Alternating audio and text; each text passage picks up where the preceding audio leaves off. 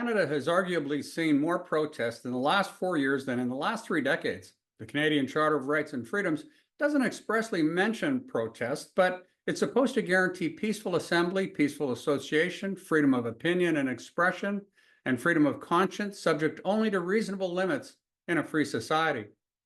Peaceful assembly basically means the nonviolent gathering of people together. Riots and gatherings that seriously disturb the peace are not protected. The rights to freedom of assembly and expression do not include the right to physically interfere with or block lawful activities. Under some local bylaws and provincial laws, additional legislation forbids Canadians from such things as blocking or obstructing a highway, interfering with transportation or critical infrastructure such as a railway, and rioting. During COVID, we saw many governments fine and even arrest peaceful protesters, relying on restrictions they claim were justified by the epidemic. In some cases, the charges were upheld by courts, and in other cases, they were dropped or thrown out of court. In one case, the BC government admitted in court proceedings that the public health order which prohibited outdoor gatherings violated the right to peaceful assembly and association. As a result, the court ruled that those parts of the health order were unconstitutional.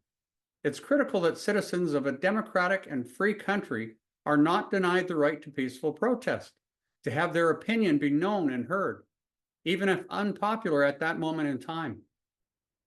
Peaceful protests are meant to cause disruption.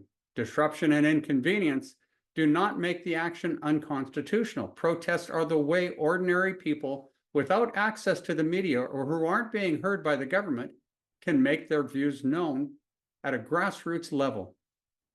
Given that Canadians can only vote every 4 years, protests are one of the key means to object to the government's policies and actions before an election. In many instances during COVID, very restrictive and arguably unconstitutional government behavior stopped or eased after widespread organized protests by ordinary Canadians.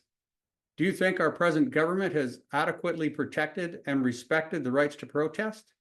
Tell us what you think by emailing us at info@freedomsadvocate.ca or sign up for news and updates at www.freedomsadvocate.ca.